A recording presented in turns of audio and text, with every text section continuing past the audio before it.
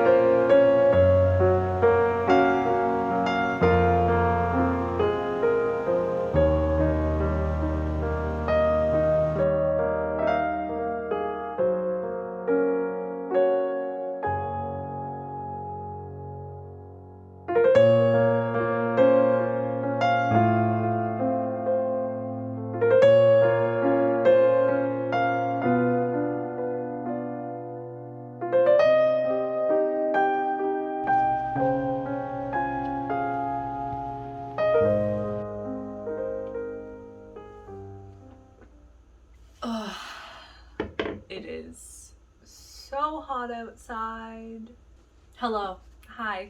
Today we are talking about Sense and Sensibility.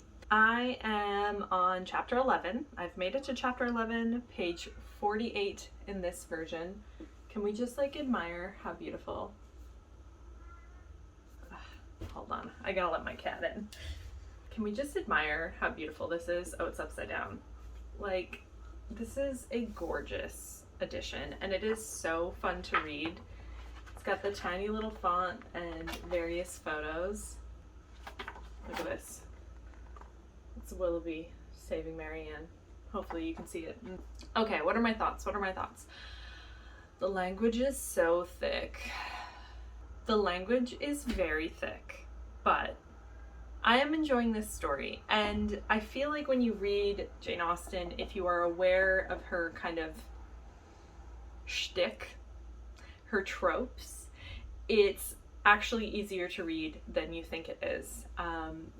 Some things that I like immediately know to look for because I've read Pride and Prejudice are things like when a character is really like over the top dramatic, there's a little bit of irony going on there. Right off the bat, you can really get a sense of the two sisters and their personalities, and not only that, the same kind of thing is happening that happened in Pride and Prejudice, where the main couples so far. Let me back up really quickly and explain what has happened. So, right off the bat, we start with inheritance law. The most exciting thing in the world. The law of inheriting money and who gets to inherit money, and not just money, but the estate. It's exciting. It's thrilling. I can't get enough of it, except I absolutely can. And like, oh my God, I was like really worried at the beginning of this book that I was not gonna like it, because that first chapter, man, I don't even think I could properly summarize the first chapter, but it's basically just a word dump of names and who gets what. So I was a little nervous, but the book is picking up. Okay, really quickly, I'm going to try to summarize this as quickly as possible. I'm going to forget about the first chapter because, oh my god, I was really worried. We've been through that. So we have the Dashwoods, which consists of the elder, Mrs. Dashwood, who is the mother, and her 3 daughters, Eleanor, Marianne, and Margaret. Eleanor is a very sensible, very reserved individual who has kind of a low-key thing going on with a man named Edward. Edward, we're not entirely sure. I actually don't think we've met Edward yet, but we're not entirely sure how he feels about Eleanor. But Eleanor, for all intents and purposes, is pretty into him, but she won't admit it because she's a little nervous about his feelings for her. They all move away to a new town and a new community, and there they're introduced to a Colonel Brandon. And Colonel Brandon is so ancient. He is so old. He's 35 years old. He is ailing. He's got arthritis. He's an old man. But he is developing a little bit of affection for Marianne. Marianne is a little bit of what we can call an eccentric person. She is the sensibility part of the book. Very quick to judge, very emotional, and not as reserved as her sister Eleanor. In fact, she makes fun of Eleanor for saying that she likes Edward when it is very clear to everyone that she loves Edward. Colonel Brandon, old, doesn't have a shot with Marianne, although low-key think that he is a nice, sweet man, and Eleanor actually comes to defend him. Marianne and her younger sister go on a walk. It starts to rain. She decides to run down a hill. She trips and sprains her ankle. Enter the mysterious Willoughby. Willoughby comes, carries her home, and is immediately charming. Everyone loves him. Marianne falls head over heels. They meet a few times. Turns out he is set to inherit a very big mansion. He's going to be very rich, or he is very rich. I suppose that makes him very rich. And the last thing that I just read was this man Willoughby, Eleanor, and Marianne talking about Colonel Brandon and how he is kind of old and forgettable, and Willoughby is frankly being kind of rude. So that's where we are right now. We have 2 potential suitors for Marianne, and we have a who knows what's going on situation with Eleanor and Edward, who I really do want to meet because I've just been told about him. I feel like I just rambled for so long and I have no idea if any of that made sense, but read the summaries if it's confusing. So that's everything so far. Boy oh boy, it is getting spicy. Let us see what happens.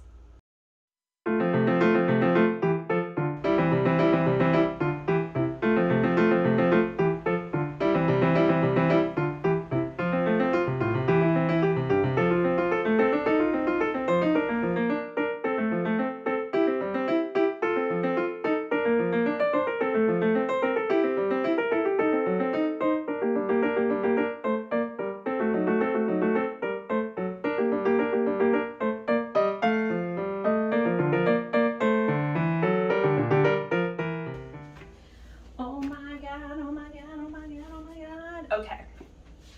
In fairness to myself, not in fairness, full disclosure, I was not going to update, but I feel like I have things that I have to say. I wasn't going to update until like I was more than halfway through, which I'm like not even close, but I got some things I got to talk about.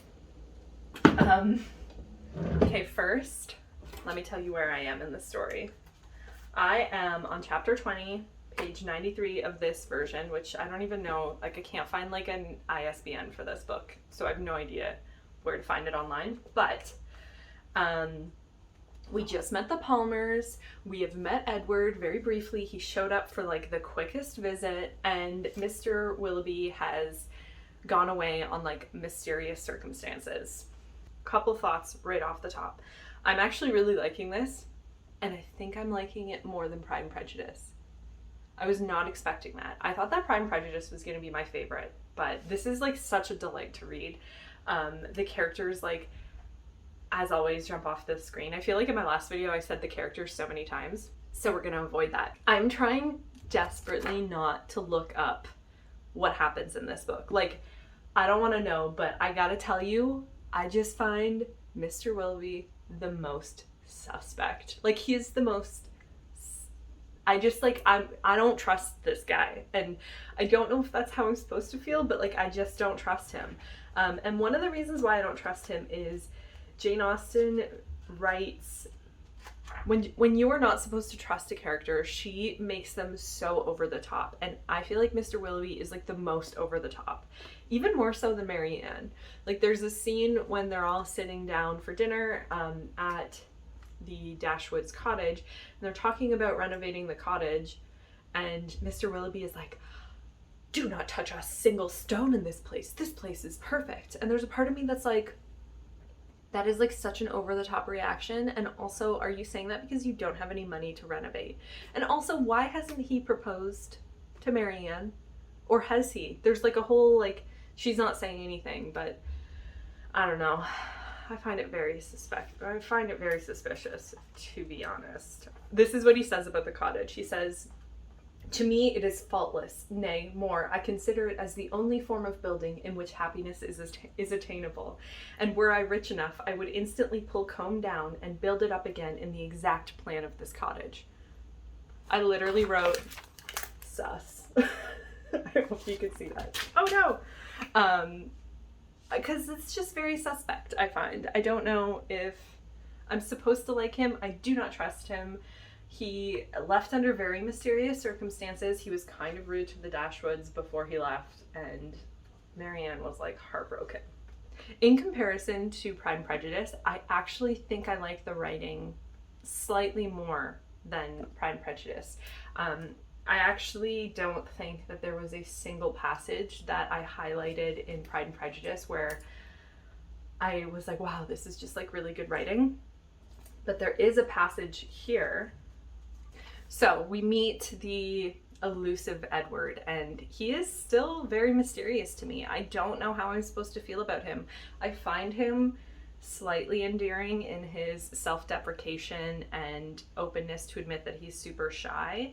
But other than that, I don't know how to feel about him. And I think that's how I'm supposed to feel. So I guess we will see. But the passage that I highlighted is a conversation between Mrs. Dashwood and Edward, where Edward is talking about, you know, how he would bring up his children to be the complete opposite of him in every way. And Miss Dashwood says, you are in a melancholy humor, and fancy that anyone unlike yourself must be happy. But remember that the pain of parting from friends will be felt by everybody at times, whatever be their education or state. Know your own happiness. You want nothing but patience, or give it a more fascinating name. Call it hope. And I really, really liked that passage. I genuinely was like, that is beautiful. It's beautiful writing. I like the idea of calling patience hope. And it was Miss Dashwood who said it, which I think is funny because Miss Dashwood is very much like Marianne in the emotional aspect. They're very emotional characters. They're not unkind, but they are very silly, and I feel like that passage coming from her was quite beautiful and shows a little bit more of her discernment that Eleanor seems to have. So that is my update. I am very much enjoying this, so much more than I thought I would. Very suspicious of Mr. Willoughby, not entirely sure how I feel about Mr. Edward, but I do just think that I like him a little bit more. And of course, adore Eleanor and Marianne for their own individual attributes.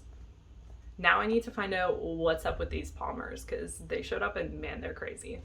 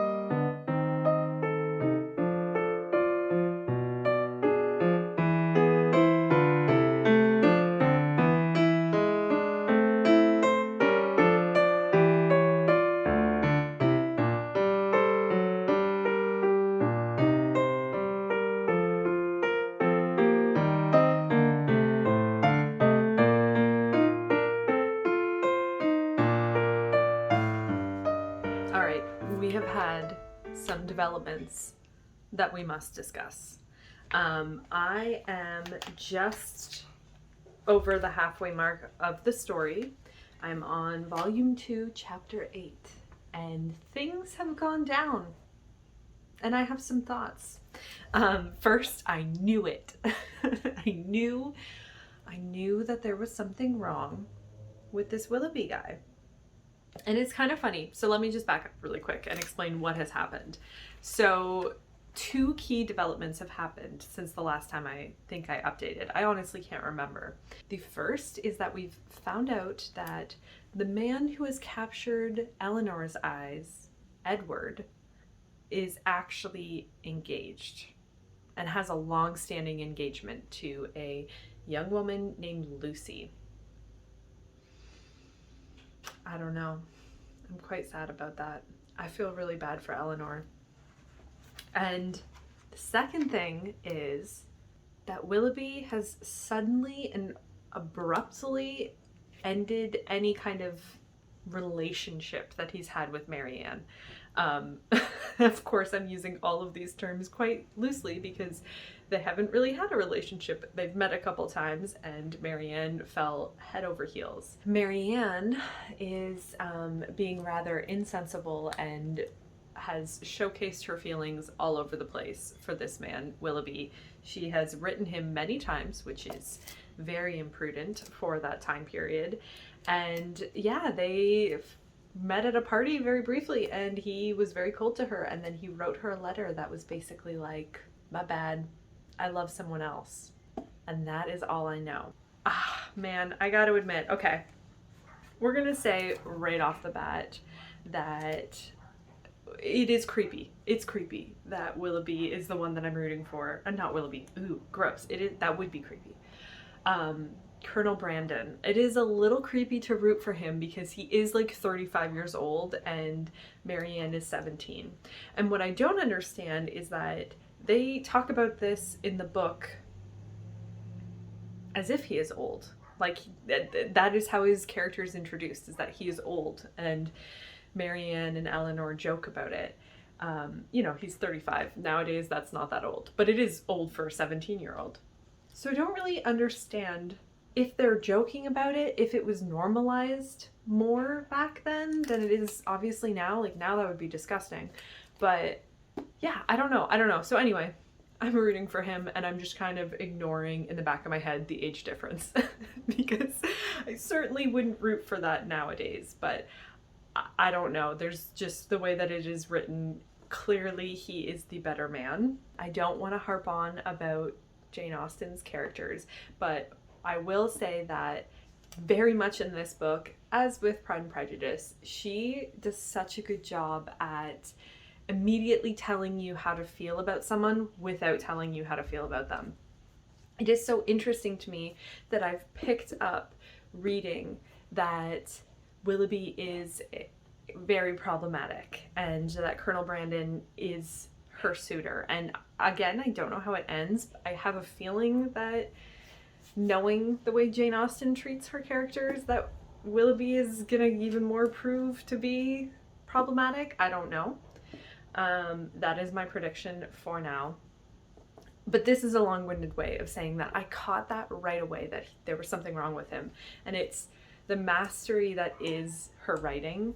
You know, I was able to pick up on the way that he acted. You know, she didn't have to tell me very much. She didn't tell me, actually. She subtly showed me. And it's really, really good. We will see who will ultimately prevail. I feel so bad for Eleanor as well. I really love her. I think that I'm rooting for her, and I just don't know how things are gonna wrap up neatly. I don't know. She doesn't have any other suitors but Edward. So unless someone shows up halfway through, I'm not really sure what's gonna happen with her. But one thing I did want to briefly about, I don't know what that was, but I just want to like, you know, is Colonel Brandon comes over and visits the two sisters, and Marianne, this is before she finds out anything about Willoughby, but she is waiting for Willoughby to write to her or come visit her because they've come to this place where he is, and he hasn't shown up. And again, this is before we find out, before he writes that letter saying basically, I don't love you, I love someone else. So Colonel Brandon walks into the room and she runs away and she's in tears, and Colonel Brandon is very concerned about her welfare, but talks to Eleanor and asks her about how her sister's doing. And then he says, one day he shows up and he basically says, I hear congratulations are in order. Your sister is engaged to Willoughby. And Eleanor's like, no, she's not. She hasn't told us, at least. And he's like, really? Like, everyone in town is talking about it. That's kind of weird. And she goes, I assure you, not the case, but, you know, maybe. They do seem to have a little bit of a thing going on. And Colonel Brandon says this. He rose directly from his seat, and after saying in a voice of emotion, to your sister I wish all imaginable happiness, and to Willoughby that he may endeavor to deserve her. And look, again, I think it's weird that I'm forced to root for a man who's 35 going after a 17-year-old. I don't know if I can 100% condone it, but I will say, Colonel Brandon, that's really sad. So I'm gonna keep going with it and see what happens.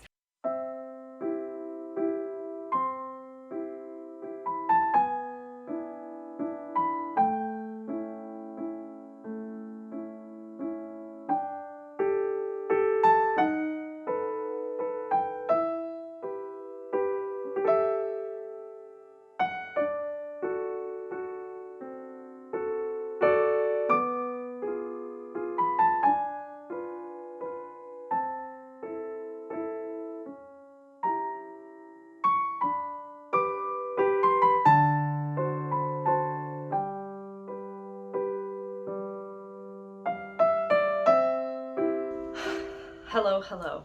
It has been a while. It's been like a week. I really fell out of reading, but it was because I was really busy hanging out with friends. I saw a friend's musical, and then I went to Ottawa to visit my best friend, and so life just kind of got in the way. June is a very busy month for me, so I was expecting that. I'm going camping in the next little bit, so anywho, I'm forgiving myself for not necessarily keeping the pace, but I finished it in Ottawa, so I didn't catch it on camera. Okay, my thoughts. What are my thoughts? First and foremost, unlike Pride and Prejudice, this book really slowed down in the second half for me. It didn't really give me what I wanted. I mean, it did. I'm not gonna get into like the nitty-gritty details because the plot is quite convoluted. But it was a very satisfying ending. However, I feel like it just fixated on kind of the wrong characters. And for instance, let me get specific about it because I feel like I can talk vaguely and it will make no sense.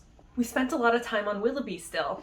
We spent a lot of time on explaining why Willoughby did what he did. And I will say that the genius of Jane Austen, I find, is sometimes while I'm reading, I ask myself, why are we fixating on this? Why is she telling me this? Why are we focusing on this specific point? And then later on, it's revealed why. And that happened with Willoughby. You know, we got this long-winded confession of why Willoughby did what he did, and I'm not sure if I've updated on what he did, so I'll just say really quickly that he essentially married someone else. I think he got her pregnant and married someone else. Which is crazy back in the day. Allergies are really bad, so I'm sorry if my voice is wavering. So he absolutely shattered Marianne's heart. And then he comes to Eleanor a few chapters later and confesses that he was very deep in debt and he absolutely regrets his decision. He married the other woman because he needed the money and he really did have affection for Marianne. And so I'm reading this confession and I'm like, this is like 3 pages full of like this trash bag guy who I don't care about anymore and want nothing to do with. Can we move on to Edward and Colonel Brandon, please? And I'm wondering why she's fixating on this. And then later on, in a conversation between Eleanor and Marianne, Eleanor explains to Marianne that, wait, I think it's Eleanor. Eleanor explains to Marianne that he only regrets his decision because of how he feels and how that makes him continuously a selfish individual. I think that's great, and honestly, it again shows the brilliance of Jane Austen, but I just felt like we didn't spend enough time on like Edward. I don't know, I don't know how I feel about the Edward scenario. We just didn't spend enough time on him, and I feel like I didn't get an explanation that was satisfactory. I don't think that's fair to say, actually, now that I think about it. We did get a very satisfying ending with Edward. I think I'm just comparing it to the second half of Pride and Prejudice, and that's not really fair. The second half of Pride and Prejudice, like, stuff went down, and I feel like in this one, it just kind of stayed at the same level of intensity. The entire book was super confused as to what was going on with Edward, and again, I think that is the brilliance of Jane Austen, where we're meant to feel that way, and we're meant to not know, and we're meant to be in that mindset that Eleanor is in. My cat's trying to open the door. I'm gonna go let him out. What was I saying? Yes, so I think that is purposeful. I think we are meant to be confused about Edward, and then the explanation that we get, I think, is good. It's just a very realistic portrayal of romance, and I really do enjoy that. I am not sure if I would put this a notch above Pride and Prejudice. I would at first. I really liked the writing in this one. I felt like the writing was a little bit more fluffy, and I love a good fluffy writing. I just really like doing this with my hands when I say fluffy. I like a little more flowery language, okay? All in all, I would give it probably the same rating as Pride and Prejudice, 4 out of 5 stars.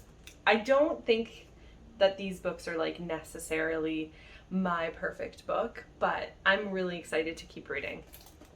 So that being said, we're going to continue on our journey of reading all of Jane Austen this summer. I have to check to see how much I've lost and how much I have to read to catch up. I've decided that I'm only going to read her completed works. So I'm going to read the completed novels. So what I have left is, one second, I have Emma, Northanger Abbey, Persuasion, and Mansfield Park left. I think I'm going to read Mansfield Park next because I really want to read Emma last. I have this feeling that I'm just gonna love Emma, and I want it to be the last thing I read. So we're not going in order of publication, we're not going in any order, we're just like at the whim deciding what to read next, and I'm gonna be okay with that. So thank you so very much for watching. I hope you enjoyed this. It feels like it has taken me so long to film this, and I have no idea how the video is going to end up, but thank you for being here. Let me know if you've read Sense and Sensibility, and if so, you know what, actually let me know what your favorite Jane Austen is, because I am really excited to see which one ends up being my favorite, and frankly just to be able to have an opinion on Austen as a writer. So next up, Northanger Abbey. Have a wonderful day, and until next time.